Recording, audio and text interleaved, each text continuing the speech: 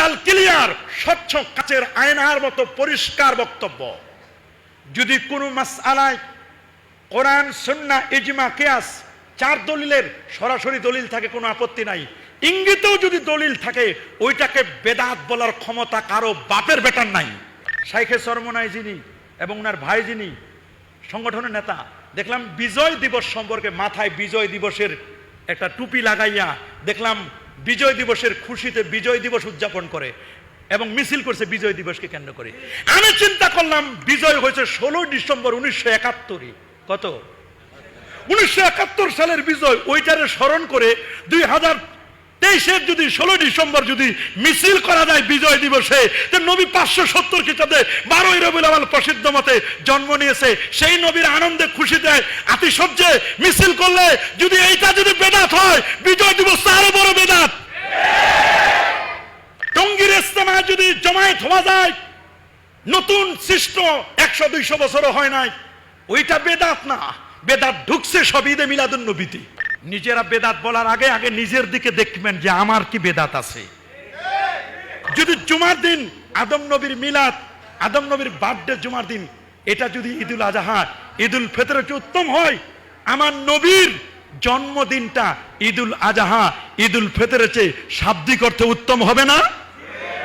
একজন মুমিন নবীর জন্মে খুশি হয়ে ঈমান নিয়ে মরতে পারলে আল্লাহ তার কবরে আযাবকে হালকা করে দিতে পারেন না? এই দলিল দিয়েছেন আল্লামা সুয়ুতি। ঈদে মিলাদুন নবীর দলিল যারা খুঁজে পান নাই, ঈদের দলিল যারা বলেন দুই ঈদের বাহিরে কোনো ঈদ নাই, বেদাত বলেন। আমরা বলবো স্পষ্ট আমাদের বক্তব্য, কোনো গোজামিল নাই, ক্রিস্টাল ক্লিয়ার, স্বচ্ছ কাচের আয়নার মতো পরিষ্কার বক্তব্য। যদি কোনো মাসআলায় কোরআন, সুন্নাহ, ইজমা, কিয়াস চার দলিলের সরাসরি দলিল থাকে কোনো আপত্তি নাই, ইঙ্গিতেও যদি দলিল থাকে ওইটাকে বেদাত বলার ক্ষমতা কারো বাপের বেটার নাই। এই বক্তব্যটা আমি দিই না, 194 জন ইসলামিক স্কলার বক্তব্য দিয়েছেন। যদি সরাসরি দলিল নাও থাকে, ইশারা ইঙ্গিতে দলিল থাকে, তবুও এটাকে বেদাত বলার ক্ষমতা। ঈদের দলিল নেন কোরআন মাজিদ থেকে। কি থেকে? আরো জোরে বলেন, কি থেকে? সূরাতুল মায়েদা 14 নম্বর আয়াত, ক্বালা ঈসা ইবনে মারইয়াম আল্লাহুম্মা রাব্বানা আনজিল আলাইনা মাঈদাতাম মিনাস সামাই তাকুনু লানা ঈদান লিআউয়ালিনা ওয়া আখিরিনা। আল্লাহু আকবার বলেন। আমাদের পূর্ববর্তী ও পরবর্তী সকলের জন্য ঈদ স্বরূপ যেদিন আল্লাহর পক্ষ থেকে নবী ঈসা রুহুল্লাহর উম্মতের উপর আসমানি খাবার বনী ইসরায়েলের উপর নাজিল হয়েছিল, একটা খাবার আসমানি খাদ্য নাজিল হওয়ার দিন, এটা যদি খুশির দিন হয়, খাবারের চেয়েও নবী কি বড় নিয়ামত নয়? লাকাদ মান্নাল্লাহু আলাল মুমিনিন, মুমিনদের কাছে বড় নিয়ামত। সেই নিয়ামত যখন আসলো আমার রাসূল, সেই নবীকে কেন্দ্র করে আমরা কি খুশি হতে পারি না? এটা শাব্দিক খুশি। কি খুশি? যদি বলেন পারবেন না, তাহলে এই যে সার্টিফিকেট পাইলেন, দাওরার সার্টিফিকেট পাওয়ার পরে শুকরানা মিলাদ যেই দলিলে জায়েজ, ওই ঈদ একই দলিলে জায়েজ। সার্টিফিকেট পাই যদি শুকরানা মিলাদ করা যায়, লং মার্চ করা যায়, একটা ছেলে কোরআন তেলাওয়াতে ফার্স্ট, সেকেন্ড, থার্ড হয়ে বাংলাদেশের গৌরব অর্জন করে বিদেশে কুয়েত, কাতার, সৌদি আরব, মালয়েশিয়া, ব্রুনাই এই সমস্ত দেশে কোরআনের প্রতিযোগিতায় অংশগ্রহণ করে যখন এয়ারপোর্টে আসে, এই এয়ারপোর্টের ছেলেদেরকে কোরআনের প্রতিযোগিতায় প্রথম হয়েছে, সেকেন্ড হয়েছে, থার্ড হয়েছে, এদেরকে রিসিভ করার জন্য যদি ফুলের তোড়া নিয়ে, ক্যাটস পরে, খোলা জিবে, মাইক নিয়ে, ঘোড়ার গাড়ি নিয়ে, খোলা জিবে করে মিছিল দিয়ে দিয়ে খুশিতে ছেলেটাকে যদি কি করা যায়, রিসিভ করা যায়, অভ্যর্থনা জানানো যায়, রাস্তাঘাট বন্ধ করে জনগণকে কষ্ট দিয়ে খুশির ঠেলায় সালে তাকরিম ফার্স্ট হলো, নাজমুস সাকিব, এটা আমাদের দেশের গর্ব, এরা কারি, এদেরকে যদি রিসিভ করে খুশিতে মিছিল দিয়ে দিয়ে আনা যায়, আমার নবীর জন্মে খুশি হওয়া যায় না? আমি দেখলাম অনলাইনে, আমার চোখের সমস্যা হতে পারে, তবে ডাক্তার বলছে আপনার চোখের কোনো সমস্যা নাই। ডাক্তার আমাকে বলছে চোখের কোনো সমস্যা নাই, তো এটা দেন কেন? এটা দিলে ক্লিয়ার দেখা যায় বলে, একটু 40 হয়ে গেলে, 40 ছুঁই আমার বয়স যেহেতু, এই জন্য ডাক্তার বলছে যে না, এখন চশমা ব্যবহার করলে আপনার জন্য ভালো হবে। তো এই জন্য চশমাটা দিই। আমার ডাক্তার বলছে চোখের কোনো প্রবলেম নাই। আমি দেখলাম চরমনার শাইখে চরমনায় যিনি এবং ওনার ভাই যিনি সংগঠনের নেতা, দেখলাম বিজয় দিবস সম্পর্কে মাথায় বিজয় দিবসের একটা টুপি লাগাইয়া দেখলাম বিজয় দিবসের খুশিতে বিজয় দিবস উদযাপন করে এবং মিছিল করছে বিজয় দিবসকে কেন্দ্র করে। আমি চিন্তা করলাম বিজয় হয়েছে 16 ডিসেম্বর 1971। কত?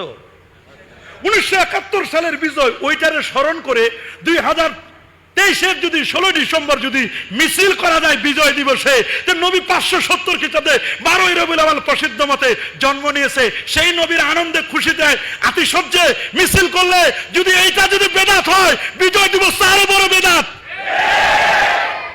বেদাত খালি আমাদেরটা, নিজের বেলায় 16 আনা, আমাদের বেলায় কেন কানা? নিজের বেলায় কি 16 আনা আর আমাদের বেলায় কি কানা কানা কানা। টঙ্গীর ইস্তেমায় যদি জমায়েত হওয়া যায়, নদীর পারে লাঠি নিয়ে মারামারি করা যায়, নতুন সৃষ্ট 100-200 বছরও হয় নাই, ওইটা বেদাত না। বেদাত ঢুকছে সব ঈদে মিলাদুন নবীতে। কথা বলেন, সব কি ঈদে মিলাদুন নবীর বেদাত? ওই যে খুঁজে পায় না বেদাত সব ঈদে মিলাদুন নবীতেই, নবীজিকে কেন্দ্র করে সব বেদাত। কথা বলেন না কেন? যেদিন বড় বড় নেতারা জেলখানা থেকে বের হয়, হয় না? কথা বলেন না কেন? হয়। নেতাদেরকে ফুলের তোড়া দিয়ে খুশিতে আগায় আনার জন্য যায়, যায় না? খুশিতে খোলা জিভ নিয়ে যায়, নেতাও খোলা জিভে বক্তব্য দেয়, বক্তব্য দিয়ে কি খুশি, সমস্ত নেতা কর্মীরা খুশি। ওই সময় খুশি উদযাপন করা যায়। আমার নবীর জন্মে শুধু একটু খুশি উদযাপন করব, এটাকে বেদাত বেদাত বলে দাও। নিজেরা বেদাত বলার আগে আগে নিজের দিকে দেখবেন যে আমার কি বেদাত আছে। 2 নম্বর দলিল, 1 নম্বর দলিল দিলাম সূরাতুল মায়েদা। 2 নম্বর দলিল এটাও সূরা মায়েদার 3 নম্বর আয়াত, আল-ইয়াওমা আকমালতু লাকুম দীনাকুম ওয়া আতমামতু আলাইকুম নি'মাতি ওয়া রাদিতু লাকুমুল ইসলাম দীনা। এই আয়াতে তাফসীর করেছেন ইমাম তিরমিজি। আল্লাহু আকবার বলেন।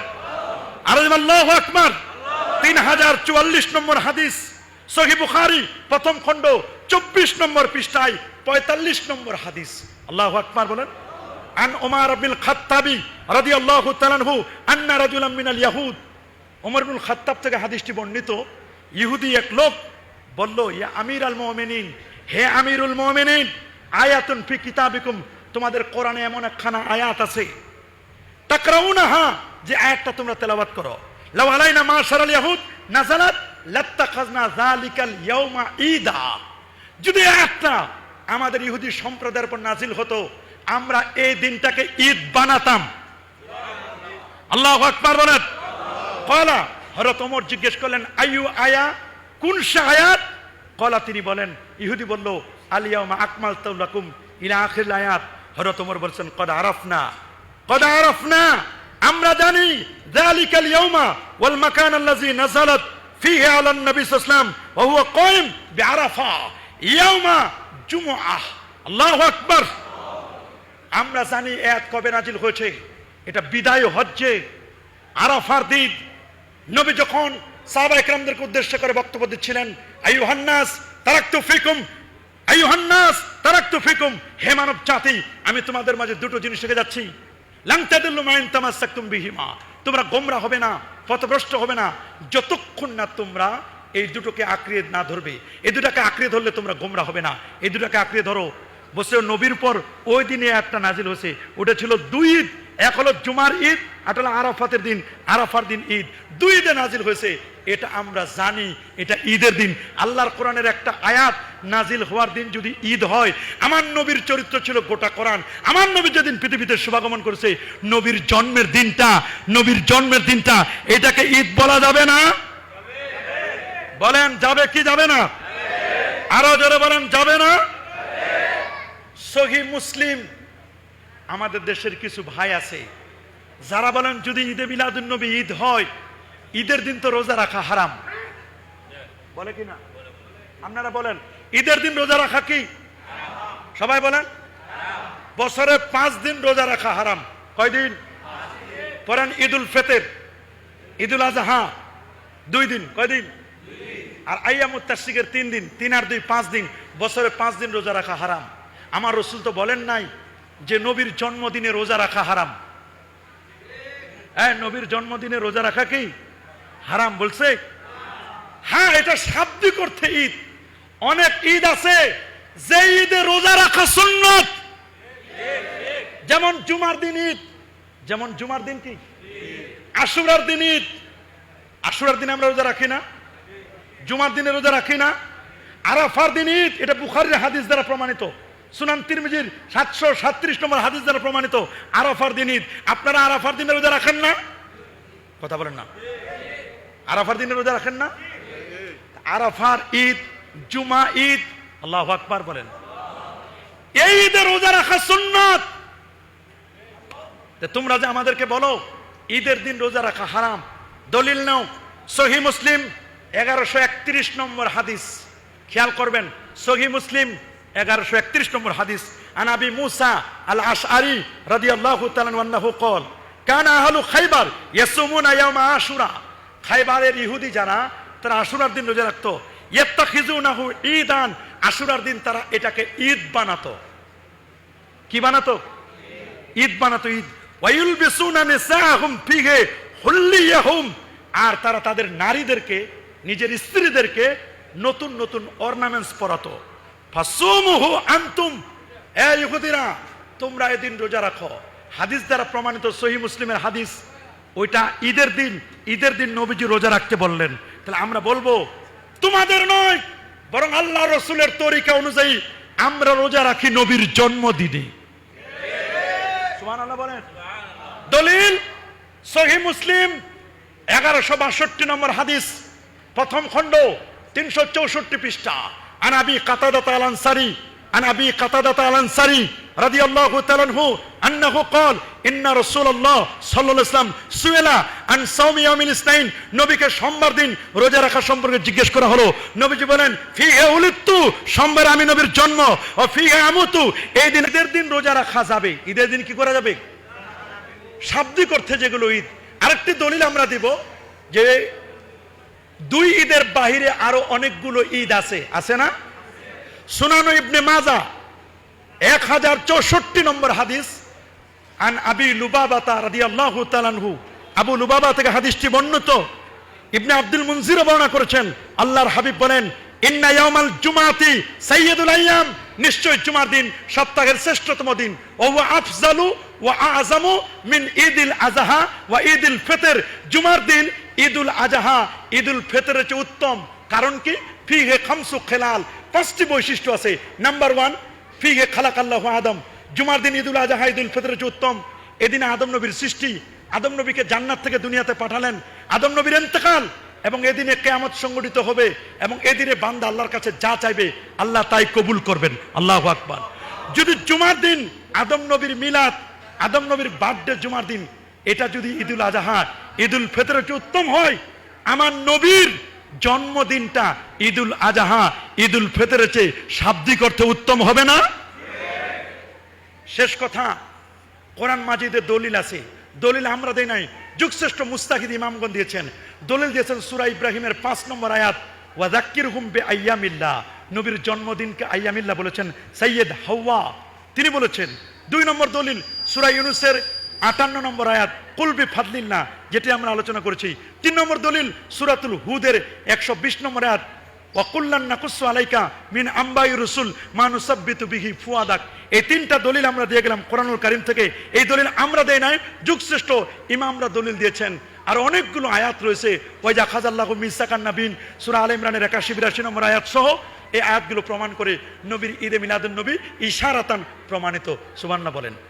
হাদিস সহিহ বুখারী থেকে 2টা হাদিস আমরা শুধু ইঙ্গিত দিয়ে যাব। একটা হলো 4802 নম্বর হাদিস, যেটা আশুরার হাদিস।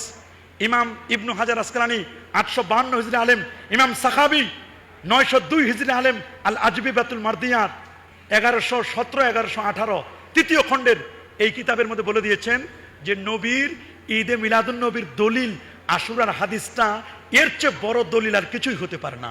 আর দ্বিতীয় আরেকটা হাদিস সহিহ বুখারীর 5101 নম্বর দলিল, যেটা হচ্ছে ক্বালা উরওয়াতু, উরওয়া বলেন কাট্টা কাফের আবু লাহাব নবীর জন্মে খুশি হয়ে আনন্দে আতিশয্যে দাসী আজাদ করার কারণে আবুল আহাব কাফেরের কবরে আজাব যদি হালকা হয়, একজন মুমিন নবীর জন্মে খুশি হয়ে ঈমান নিয়ে মরতে পারলে আল্লাহ তার কবরে আজাবকে হালকা করে দিতে পারেন না? এই দলিল দিয়েছেন আল্লামা সৈয়দী 911 সিটি আলেম হুসনুল মাকসিদ ফি আমালিল মাউলিদ। আর আমলে দেখাই দিয়েছেন শাহুলুল্লাহ মুহাদ্দিস দেহলভী রহমাতুল্লাহর আব্বাজান শাহ আব্দুর রহিম দেহলভী।